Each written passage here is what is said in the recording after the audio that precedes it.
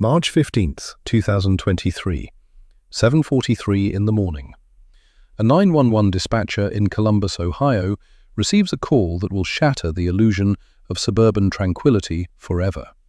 The voice on the other end belongs to a man named Brandon Foster, 34 years old, IT security consultant, homeowner, and, as of 6 days ago, a newlywed husband. His voice trembles as he speaks 3 words that will launch one of the most complex investigations the Columbus Police Department has seen in a decade. "My wife is dead." When patrol officers arrive at 4427 Maple Grove Avenue, they find Brandon Foster standing in his driveway, barefoot, wearing sweatpants and a t-shirt, his hands shaking uncontrollably. Inside the master bedroom of the recently purchased colonial-style home, they discover the body of 29-year-old Vanessa Riley Foster. Formerly Vanessa Riley, pharmaceutical sales representative, fitness enthusiast, and a woman who had been married for exactly 6 days. She had been shot once in the chest at close range.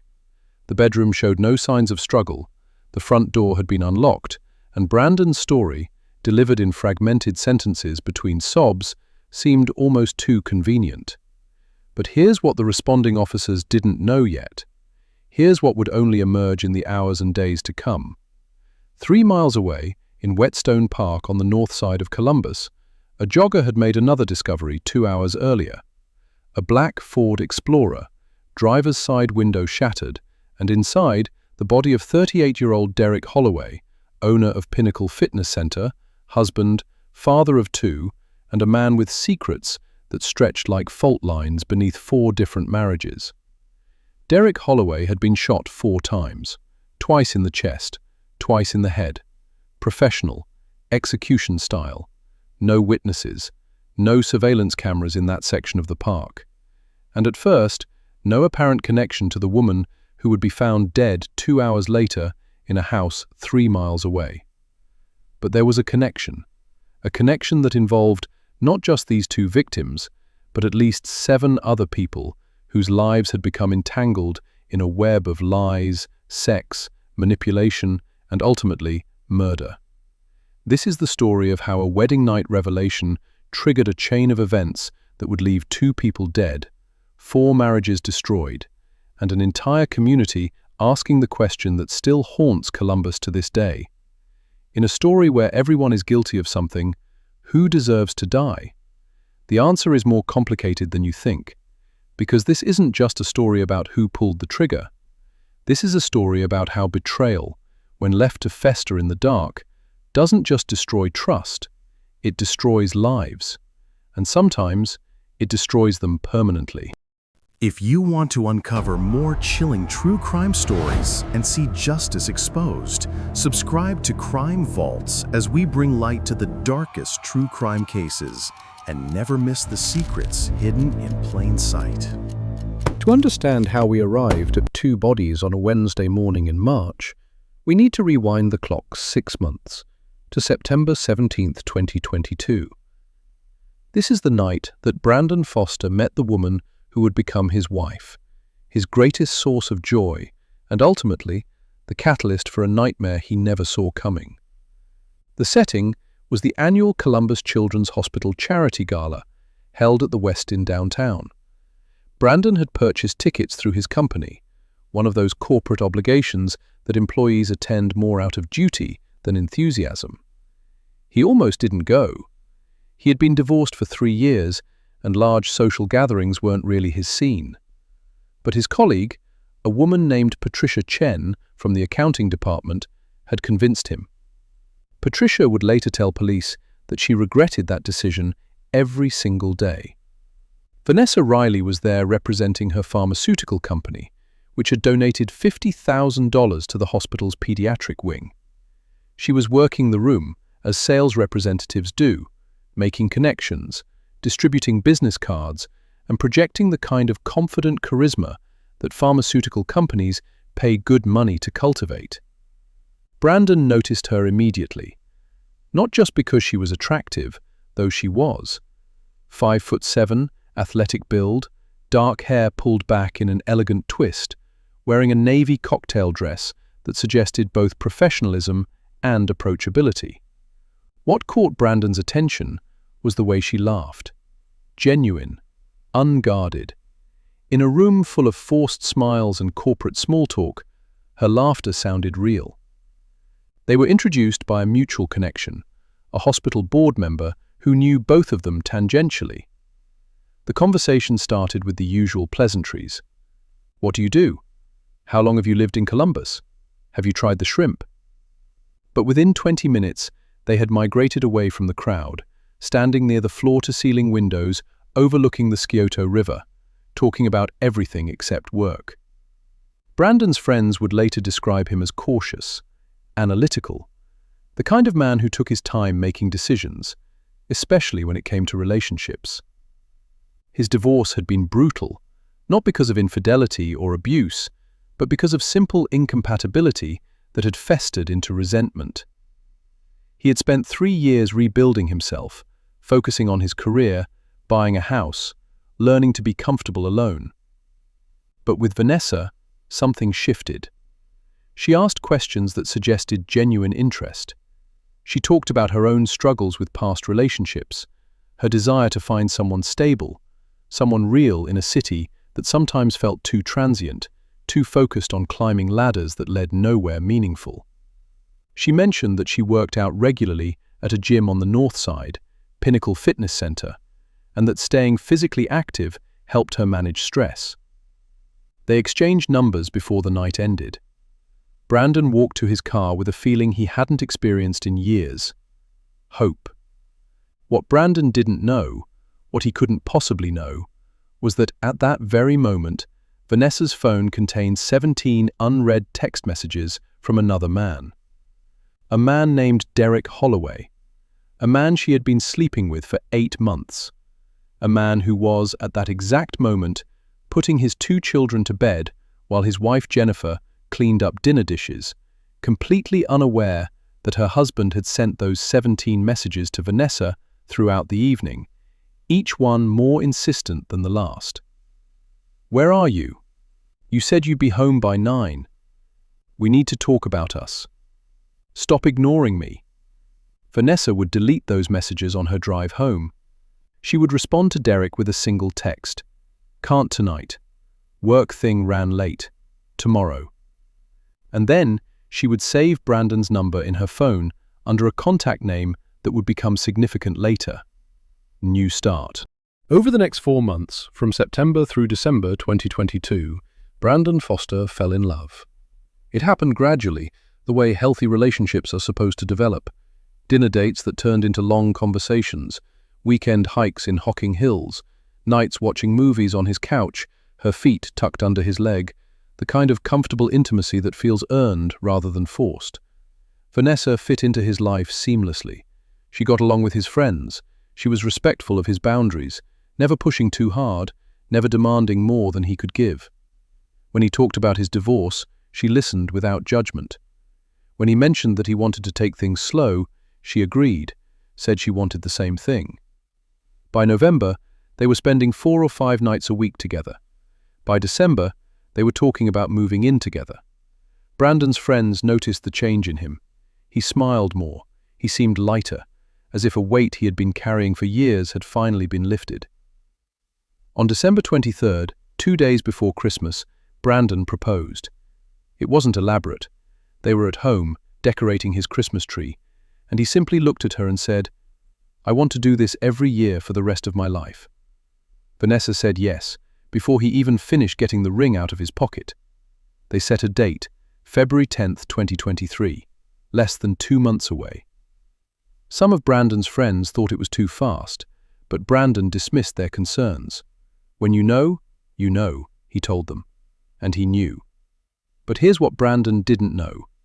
Here's what the investigation would later reveal through phone records, GPS data, and testimony from multiple sources. During those 4 months of courtship, Vanessa Riley was maintaining a parallel life. She was still seeing Derek Holloway, still sleeping with him, still showing up at Pinnacle Fitness Center 3 times a week for personal training sessions that often ended in Derek's office with the door locked and the blinds drawn. Derek Holloway had opened Pinnacle Fitness in 2019, using money from a settlement he received after a car accident ended his semi-professional football career. The gym was his second act, his way of staying connected to athletics and fitness. It was moderately successful, pulling in enough revenue to support his family and pay the salaries of 3 other trainers who worked there. But Derek had discovered something in the years since opening the gym. He had discovered that certain women who came to the gym seeking transformation or escape, or simply a break from the monotony of their lives, were vulnerable in ways that could be exploited. He didn't think of it as exploitation, of course. In his mind, he was providing something these women needed: attention, validation, a sense of being desired. Derek had a type: married women, successful women, women with something to lose. Vanessa Riley fit that description perfectly, even though she wasn't married when they first met in January 2022. She had been dating someone casually, a relationship she ended after a few weeks with Derek. And Derek had been patient, building trust, positioning himself as not just a trainer, but a confidant, someone who understood her in ways other people didn't. The affair had been intense from the beginning. Secret meetings, late-night texts, the thrill of something forbidden. But by September 2022, 8 months in, Vanessa was getting tired.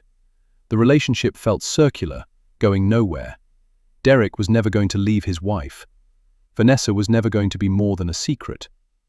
And then she met Brandon Foster, and suddenly, a different life seemed possible.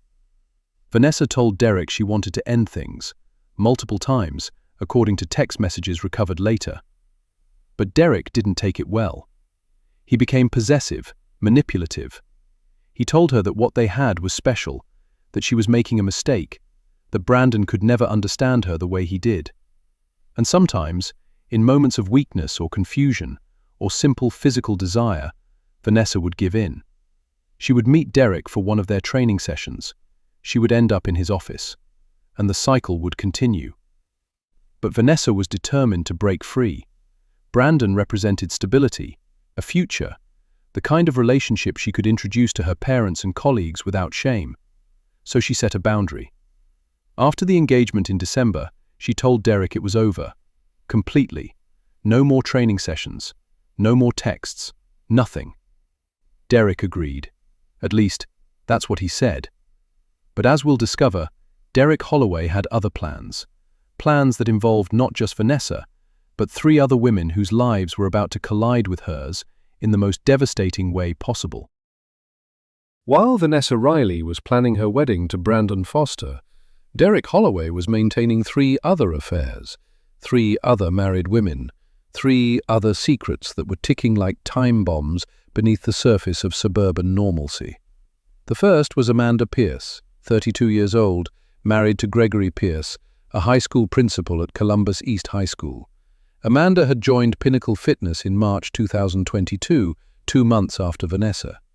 She was struggling with postpartum weight after the birth of her second child, and Derek had offered her a free consultation, a standard marketing technique the gym used to convert walk-ins into long-term clients. Amanda was vulnerable in ways that Derek recognized immediately. She was exhausted, touched out from caring for 2 young children, feeling invisible in her own marriage. Gregory was a good man, devoted to his students, but he worked long hours and often brought work home. Amanda felt like she had become simply a function in her own household: cook, maid, mother, but never just Amanda. Derek gave her attention. He complimented her progress. He sent her motivational texts. And gradually, over the course of several months, those texts became more personal, more intimate. By June 2022, they were sleeping together. It happened after a late-night training session, one of those moments where boundaries dissolve and justifications feel easy. The second woman was Rochelle Martinez, 35 years old, married to Ricardo Martinez, a cardiac surgeon at Riverside Methodist Hospital. Rochelle had joined the gym in May 2022, not because she needed to lose weight, but because she was training for a half marathon and wanted professional guidance. She was disciplined, focused, the kind of client trainers love because she actually follows through on recommendations. But Rochelle's marriage was deteriorating. Ricardo worked 80-hour weeks. His career had become his entire identity. Rochelle felt like a prop in his life, someone who smiled at hospital fundraisers and made sure his shirts were pressed, but was never truly seen. Derek saw her. He listened when she talked. And by August 2022, they were having an affair that Rochelle convinced herself was justified because her marriage was already dead in every way that mattered. The third woman was Simone Davis, 31 years old, married to Terence Davis, a detective with the Columbus Police Department. Simone had joined Pinnacle Fitness in July 2022, shortly after discovering that Terence had been having an emotional affair with a fellow detective. Terence had sworn it was just friendship, that nothing physical had happened, but Simone's trust was shattered.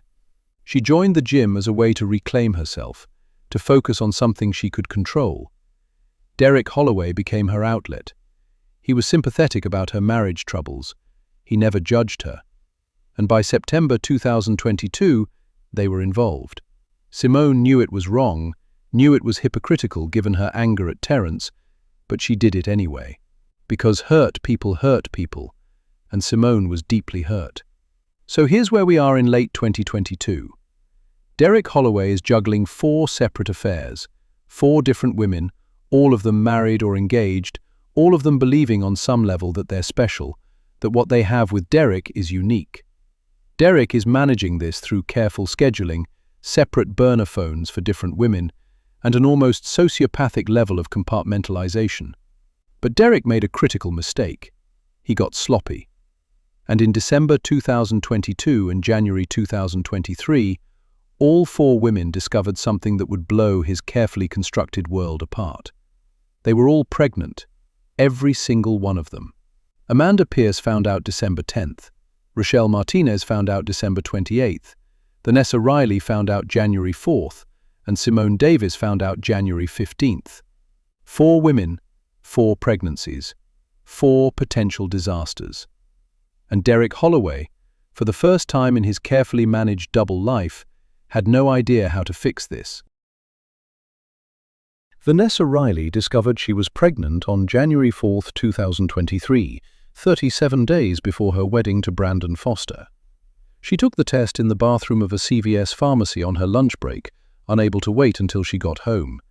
2 lines, positive. And immediately, a calculation began in her mind that had nothing to do with joy and everything to do with survival.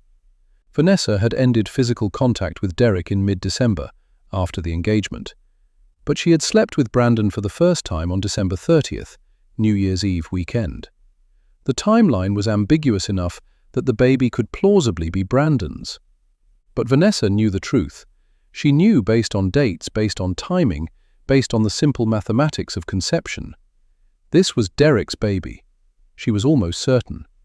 For 3 weeks, Vanessa kept the pregnancy a secret. She didn't tell Derek. She definitely didn't tell Brandon.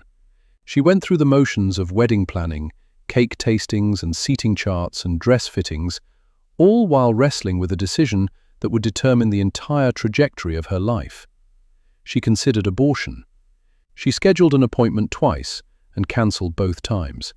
She considered coming clean to Brandon, confessing everything, and hoping somehow he would forgive her. But she knew Brandon. She knew he was a good man, but good men have limits. Betrayal like this wasn't something people just got over. So Vanessa made a choice. She decided to go through with the wedding. She decided to pass the baby off as Brandon's. She decided to bury the truth so deep that it could never resurface. It was selfish. It was cruel. But from her perspective, it was also the only path forward that didn't result in losing everything. February 10th arrived. The wedding took place at Franklin Park Conservatory. 50 guests. Vanessa wore an ivory gown. Brandon wore a charcoal grey suit. The vows were traditional. The ceremony was beautiful. And when the officiant pronounced them husband and wife, Vanessa kissed her new husband and allowed herself to believe, just for a moment, that everything might actually be okay. The honeymoon was 4 days at a bed and breakfast in Hocking Hills. They hiked. They ate at local restaurants. They spent long hours in bed, finally able to be together without the constraints of separate apartments and busy schedules. Brandon would later tell investigators that those 4 days were the happiest of his life. They returned home on February 14th, Valentine's Day. Brandon had taken the entire week off work to help settle into the house and just enjoy being newlyweds. Everything seemed perfect. And then, on February 16th, 48 hours after returning from their honeymoon, Brandon's entire world collapsed. Vanessa had gone to the grocery store to pick up ingredients for dinner. Brandon was upstairs unpacking boxes in their bedroom when he heard Vanessa's phone buzzing on the nightstand. Once, twice, 3 times in quick succession. Text messages. Brandon wasn't a jealous person. He had no reason to distrust his wife of 6 days. But the phone kept buzzing. 4 messages, 5, 6. And eventually, curiosity mixed with a tiny seed of concern, and Brandon picked up the phone. The messages were from a contact saved simply as D. The preview on the lock screen showed fragments that made Brandon's chest tighten. "We need to talk about this. You can't just ignore me. This affects me too. The baby is mine." Brandon knew Vanessa's passcode. She had given it to him months ago, one of those small gestures of trust that couples share. He unlocked the phone, and what he found in the text thread with D destroyed him. Weeks of messages, conversations about a pregnancy, discussions about what to do next, and references to a relationship that had clearly extended long past anything that could be dismissed as ancient history. When Vanessa returned home 30 minutes later, Brandon was sitting at the kitchen table with her phone in front of him. She saw the look on his face and knew immediately. There was no point in denying it.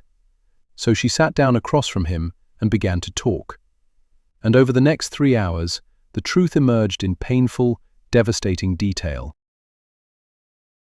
The conversation between Brandon Foster and Vanessa Riley Foster on the evening of February 16, 2023, was reconstructed later through interviews with both parties, text messages sent in the hours afterward, and journal entries that Vanessa had been keeping on her laptop. What emerged was a picture of a woman who had been trapped between 2 worlds, making catastrophic decisions at every turn, and a man whose trust had been shattered in the most fundamental way possible. Vanessa started by admitting the affair with Derek Holloway. She told Brandon it had started in January 2022, 8 months before they met. She described Derek as manipulative, someone who had taken advantage of her vulnerability, though she acknowledged her own responsibility. She claimed she had tried to end it multiple times, but Derek had been persistent, had made her feel guilty, had convinced her that what they had was special. When she met Brandon, Vanessa insisted, everything changed. She saw a future with him. She saw the life she actually wanted, not the secret, shameful thing she had with Derek. She had tried to end it with Derek completely. She really had. But Derek wouldn't let go. And then came the pregnancy. Vanessa broke down as she explained this part. She had taken the test in early January, 5 weeks before the wedding. She knew it was Derek's baby. The timing made it almost certain, and she had been paralyzed by the decision in front of her. She didn't want Derek's baby. She wanted Brandon's life. So she made a choice that she knew was wrong. She went through with the wedding, planning to pass the baby off as Brandon's. No one would know the difference. The timeline would be close enough, and maybe, if she was lucky, she could build the life she wanted on a foundation of lies that would never be discovered. Brandon listened to all of this in a state of shock that gradually transformed into rage. Not violent rage, but the cold, controlled anger of a man whose entire reality has been revealed as fiction. He asked the obvious questions. Why marry me? Why not just end it before the wedding? Why let me stand up there and make vows when you knew the entire thing was built on lies? Vanessa's answers were inadequate. She loved him, she claimed. She panicked. She thought she could make it work. She was sorry. She was so sorry. But Brandon wasn't interested in apologies. He was interested in information. He wanted to know everything about Derek Holloway, where he lived, where he worked, how long this had been going on. And as Vanessa answered these questions through tears, she revealed something that made the situation even more complicated. Vanessa wasn't the only one. Derek had gotten other women pregnant. Vanessa didn't know all the details, but Derek had let something slip in one of their recent arguments. He had mentioned dealing with other situations. When Vanessa pressed him, he had admitted that at least 2 other women from the gym were also pregnant. Derek had been panicking, scrambling to figure out how to manage multiple disasters simultaneously. Brandon processed this information in silence. His 6-day-old marriage was over. His wife was pregnant with another man's child, and that other man had apparently done this to multiple families. The scope of the betrayal was almost incomprehensible. That night, Brandon moved Vanessa's belongings into the guest bedroom. They barely spoke for the next 2 days. Brandon called in sick to work. He spent hours researching Derek Holloway online. He found Derek's gym, his social media profiles, public records showing his marriage to Jennifer Holloway, and their address on the north side of Columbus. And then, on February 19th, something unexpected happened. Brandon received a Facebook message from a man named Gregory Pierce. Gregory had found Brandon through some combination of detective work and desperation. Gregory's wife, Amanda, had confessed her affair with Derek Holloway just 1 week earlier, on February 12th. She had broken down after Gregory found suspicious charges on their credit card and admitted everything. The affair, the pregnancy, all of it. Gregory was destroyed, but he was also angry.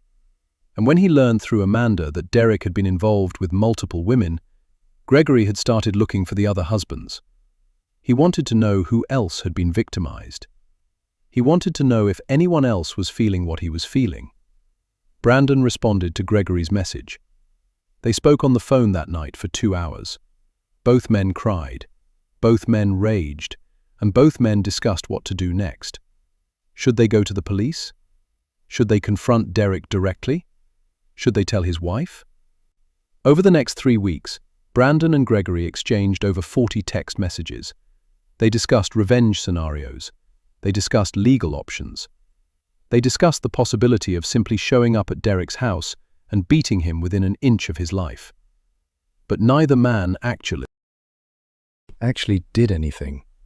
They just talked, and talked, and talked. Until March 15th, the day everything went sideways.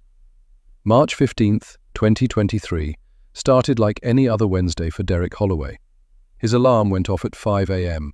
He showered, dressed in his usual workout gear, and moved quietly through the house to avoid waking his wife Jennifer and their 2 children, Tyler and Madison, ages 8 and 6. Jennifer had been distant lately, and Derek attributed it to stress.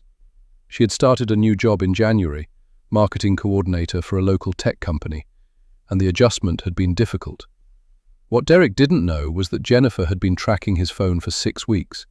She had installed monitoring software on his devices in late January after noticing strange behaviors, late-night texts, unexplained absences, a general sense that her husband was hiding something. The monitoring software had revealed everything: the affairs, the text messages, the addresses of the women Derek had been seeing. Jennifer Holloway had known about her husband's infidelity for over a month.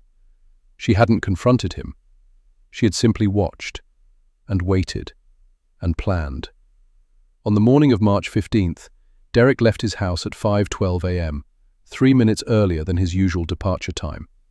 He climbed into his black Ford Explorer and pulled out of the driveway. Jennifer, who had been awake since 4:30, watched from the bedroom window. And then she did something she had never done before. She got dressed, grabbed her car keys, and followed him. Derek didn't drive to Pinnacle Fitness Center. Instead, he drove south, toward the suburban neighborhood where Brandon and Vanessa Foster lived. Jennifer followed at a distance, her gray sedan staying 3 or 4 cars back, invisible in the pre-dawn traffic. At 5:30 a.m., Derek pulled onto Maple Grove Avenue and parked 2 houses down from 4427. He sat in his vehicle for several minutes. Jennifer parked further back, watching. She saw Derek pull something from his glove compartment. Later, Forensic analysis would confirm it was a 9mm handgun that Derek had purchased from a private seller 4 days earlier. Derek got out of his vehicle and walked toward the Foster house. The front door was unlocked.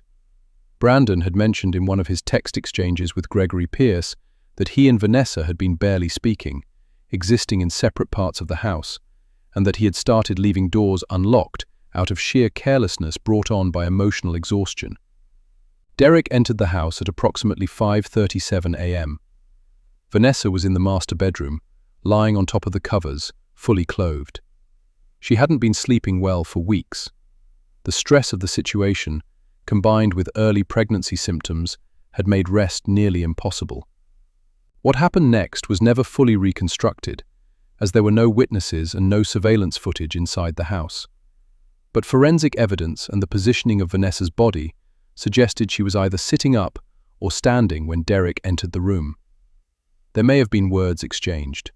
There may have been threats. Derek may have demanded that Vanessa keep quiet about the affair and the pregnancy. Vanessa may have refused.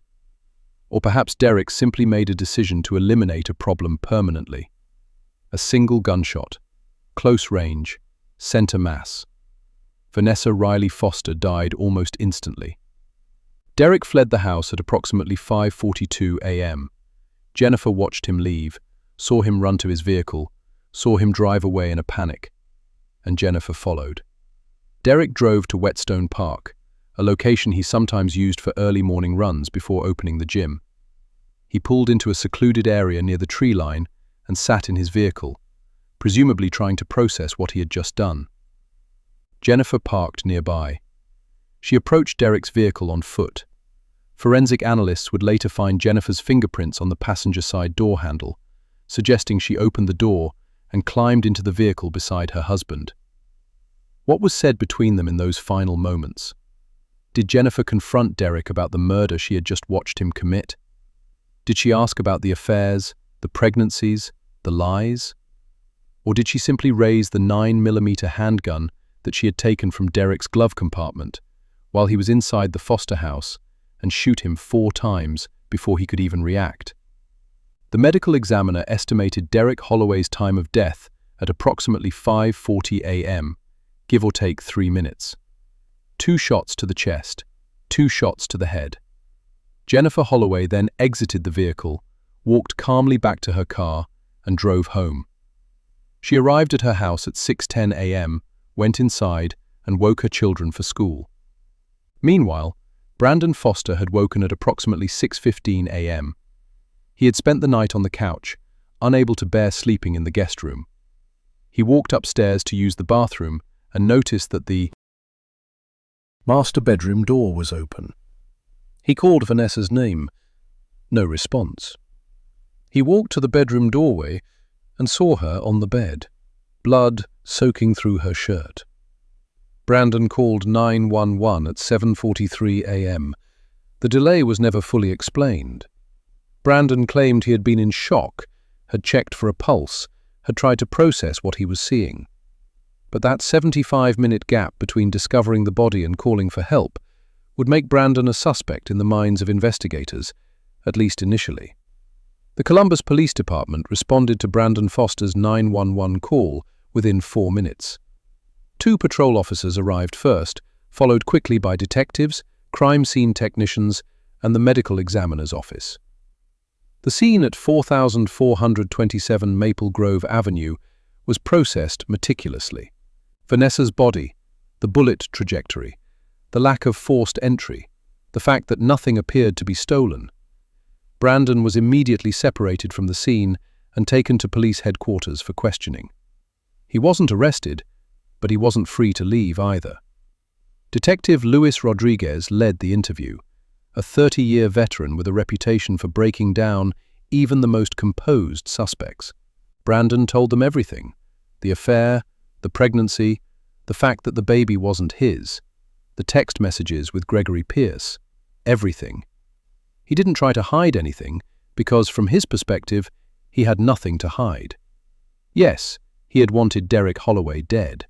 He had fantasized about it, but he hadn't killed anyone. The timeline was crucial to Brandon's alibi. Vanessa had been killed sometime between 5:30 and 6 a.m., based on body temperature and rigor mortis. Brandon's phone records showed his device had been stationary at his home address all night, pinging off the same cell tower. His car, a silver Honda Accord, had been in the garage. Neighbors reported seeing it there at 6:30 a.m. when they left for work. Security cameras from a home 2 doors down showed no vehicles entering or leaving Brandon's driveway between midnight and 7 a.m. So if Brandon didn't kill his wife, who did? The obvious answer seemed to be Derek Holloway. He had motive, he had opportunity, and when detectives ran Derek's name through the system, they discovered that his body had been found that same morning in Whetstone Park. Suddenly, the case became exponentially more complicated. 2 murders, same morning, clear connection between the victims, and a growing list of suspects that included not just Brandon Foster, but every husband of every woman Derek Holloway had been sleeping with. Detective Rodriguez assembled a task force. They pulled phone records for Derek Holloway and discovered the scope of his affairs. 4 women, 4 pregnancies, 4 potential motives for murder. The detectives began interviewing everyone involved. Gregory Pierce, husband of Amanda Pierce, was brought in first. He admitted to knowing about the affair. He admitted to exchanging messages with Brandon Foster about revenge scenarios. But he had an airtight alibi for the morning of March 15th. His daughter had suffered an asthma attack at 3:45 a.m. Gregory had taken her to Nationwide Children's Hospital emergency room, where they remained until 8:30 a.m. Hospital records, security footage, and testimony from medical staff confirmed his presence. Ricardo Martinez, husband of Rochelle Martinez, was interviewed next. Ricardo had discovered his wife's affair on March 1st, 2 weeks before the murders. He had confronted Rochelle, who confessed everything, including the pregnancy. Ricardo was devastated, but had responded by moving into a hotel rather than engaging in any kind of confrontation with Derek. On the morning of March 15th, Ricardo had been in surgery at Riverside Methodist Hospital from 5 a.m. until 7:45 a.m., performing an emergency appendectomy. Surgical logs, anesthesia records, and testimony from the entire surgical team confirmed his alibi. That left Terrence Davis, husband of Simone Davis, and a detective with the Columbus Police Department. Terrence had discovered his wife's affair on March 10th, just 5 days before the murders. The discovery had been particularly humiliating for Terrence because it happened at his own workplace. A fellow detective had mentioned seeing Simone at Pinnacle Fitness Center, getting very close with the owner. Terrence had confronted Simone that evening, and she had broken down and confessed. But Terrence also had an alibi. He had been working the night shift on March 14th into March 15th, 11 p.m. to 7 a.m. He had been at the police station, in and out of the building on various calls, but his presence had been documented by sign-in logs, security footage, and testimony from other officers. So, if none of the husbands had killed Derek Holloway, and Derek had killed Vanessa before being killed himself, who had murdered Derek? The investigation seemed to be at a dead end, until Detective Rodriguez received a call from the forensic analysis team. They had been examining Derek Holloway's vehicle, processing every surface for prints, DNA, trace evidence. And they had found something interesting on the passenger side door handle, a partial fingerprint that didn't belong to Derek. The print was run through AFIS, the Automated Fingerprint Identification System, and it came back with a match: Jennifer Holloway, Derek's wife. When detectives brought Jennifer Holloway in for questioning on March 18th, 3 days after the murders, she arrived with her attorney, a criminal defense lawyer named Patricia Sorensen, who specialized in high-profile cases. Jennifer was composed, almost eerily calm. She sat across from Detective Rodriguez in the interview room and waited for him to speak. Rodriguez laid out what they knew: the affairs, the pregnancies, the fact that Jennifer's fingerprint had been found on Derek's vehicle at the scene of his murder. And then he asked the question directly. "Did you kill your husband, Mrs. Holloway?" There was a long pause. Jennifer looked at her attorney, who gave a slight nod, and then Jennifer said 3 words that would change the entire direction of the investigation. Yes, I did. The confession came with conditions. Jennifer would tell them everything, but she wanted certain assurances. Consideration for a reduced charge, protective custody arrangements for her children during the legal proceedings. Her attorney negotiated for 30 minutes, while Jennifer sat silently, her hands folded on the table in front of her. Finally, with an agreement in place, Jennifer Holloway began to talk. And what emerged was a story not of a crime of passion, but of cold, calculated surveillance and a murder that had been building for weeks. Jennifer explained that she had first suspected Derek's infidelity in December 2022. Small things, unexplained absences, a phone that was suddenly password protected when it never had been before, excessive attention to his appearance, the classic signs that spouses learn to recognize when something is wrong.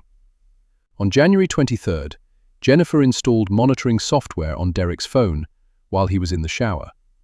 The software was commercially available, marketed to parents who wanted to track their children's online activity, but it worked just as well for tracking unfaithful spouses. Within 48 hours, Jennifer had access to every text message, every email, every GPS location that Derek's phone recorded. What she discovered was worse than she had imagined. Not one affair, but 4. Not just casual encounters, but ongoing relationships with emotional depth. And then, in late February and early March, she discovered the pregnancies. Derek's text messages revealed his panic, his attempts to manage 4 different women who were all demanding answers about what he was going to do. Jennifer watched all of this in real time. She saw the messages Derek sent to Vanessa Riley Foster. She saw him purchasing the handgun on March 11th from a private seller in a Walmart parking lot. She saw the texts between Derek and Vanessa on March 14th, where Derek told Vanessa they needed to resolve this situation permanently. Jennifer knew what Derek was planning, and she made a decision. She would follow him, she would watch, and then she would take action. On the morning of March 15th, Jennifer woke at 4:30 a.m. and dressed in dark clothing. When Derek left at 5:12, she was ready. She followed him to Maple Grove Avenue and watched from a distance as he entered the Foster home. She waited. 7 minutes later, she heard a single gunshot, muffled but unmistakable. Derek ran from the house and got into his vehicle. Jennifer followed him to Whetstone Park. When Derek pulled into the secluded area and stopped, Jennifer parked nearby and approached on foot. She opened the passenger door and climbed into the vehicle beside her husband. Detective Rodriguez asked what was said between them in those final moments. Jennifer's answer was chilling in its simplicity. I asked him if he killed her. He said yes. He said he had to, that she was going to ruin everything. And then I took the gun from where he had put it on the center console, and I shot him. 4 times, twice in the chest, twice in the head. Jennifer described it as methodical, not emotional. She wanted to make sure Derek was dead. She wanted to make sure he could never hurt anyone else. After killing Derek, Jennifer returned to her car and drove home. She arrived at 6:10 a.m., changed clothes, and woke her children for school. She made them pancakes. She helped them pack their backpacks. She drove them to school at 7:45 a.m., and then she went to work. Detective Rodriguez asked the question that had been bothering him since Jennifer started talking. Why didn't you call the police? Why didn't you try to save Vanessa Foster? Jennifer's answer revealed the depth of her moral calculation. Because she was already dead. I heard the shot. I knew Derek had killed her, and I made a choice in that moment. I could call the police, and Derek would go to prison, and my children would grow up visiting their father behind bars.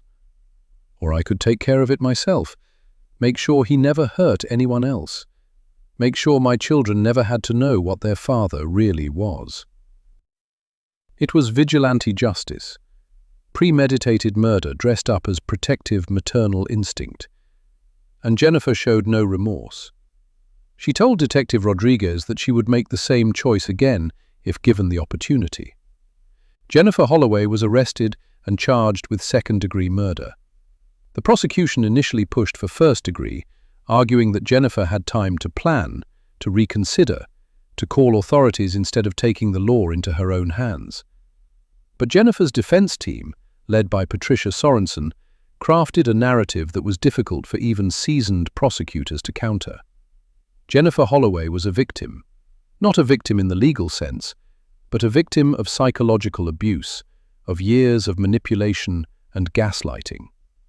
Derek had been having affairs for years, not just months. Phone records going back 3 years revealed a pattern of infidelity that predated the relationships with Vanessa, Amanda, Rochelle, and Simone. Jennifer had been living with a man who was essentially a stranger, someone whose entire life was constructed from lies. And on the morning of March 15th, Jennifer had witnessed her husband commit murder. She had seen him enter a home with a gun and heard the shot that ended Vanessa Foster's life. In that moment, according to the defense narrative, Jennifer had experienced a psychological break. She had acted not out of premeditation, but out of trauma, shock, and a desperate need to protect her children from a man who had just proven himself capable of murder. The prosecution pushed back hard. Jennifer had followed Derek. She had waited. She had approached his vehicle after the murder of Vanessa Foster. She had taken the gun and fired 4 times, including 2 execution-style shots to the head after Derek was already down. This wasn't a crime of passion or a psychological break. This was murder, plain and simple. The case went to trial in September 2023, 6 months after the murders. The trial lasted 3 weeks and was covered extensively by local and national media. Court TV broadcast portions of the proceedings. True crime podcasts dissected every detail. The case became a lightning rod for discussions about infidelity, justice, and whether vigilante action could ever be morally justified. Brandon Foster testified. He described the betrayal, the pregnancy revelation, the destruction of his 6-day marriage. He acknowledged his text messages with Gregory Pierce, acknowledging that he had fantasized about hurting Derek Holloway, but had never acted on those fantasies. Under cross-examination, Brandon broke down on the stand, crying as he described finding Vanessa's body. Gregory Pierce testified. Ricardo Martinez testified. Terrence Davis testified. 3 men, all betrayed, all humiliated, all forced to confront the wreckage of their marriages in a public courtroom. Amanda Pierce had divorced Gregory and moved to another state with their children. Rochelle Martinez had also divorced Ricardo. Simone Davis had attempted to reconcile with Terrence, but the marriage was fragile, held together more by obligation than love. All 3 women had terminated their pregnancies in the weeks following the murders. None of them testified at the trial. The prosecution didn't call them, considering their testimony unnecessary given Jennifer's confession. The defense didn't call them either, perhaps recognizing that putting them on the stand would only generate sympathy for Derek Holloway, and the defense strategy depended on painting Derek as a monster. The jury deliberated for 4 days. When they returned, they had reached a verdict on a lesser charge. Jennifer Holloway was found guilty of voluntary manslaughter, not second-degree murder. The distinction mattered. Voluntary manslaughter carried a lighter sentence, typically 10 to 15 years. Second-degree murder would have meant life, with the possibility of parole after 25 years. The jury foreman, when interviewed later by local news, explained the reasoning. The jurors believed Jennifer had killed Derek intentionally, but they also believed she had been operating under extreme emotional disturbance. The discovery of the affairs, the pregnancies, and witnessing Derek commit murder had created a situation where Jennifer's judgment was compromised. It wasn't an excuse, but it was a mitigating factor. On October 27, 2023, Judge Martin Reynolds sentenced Jennifer Holloway to 15 years in prison with the possibility of parole after 10 years. In his remarks from the bench, Judge Reynolds acknowledged the complexity of the case.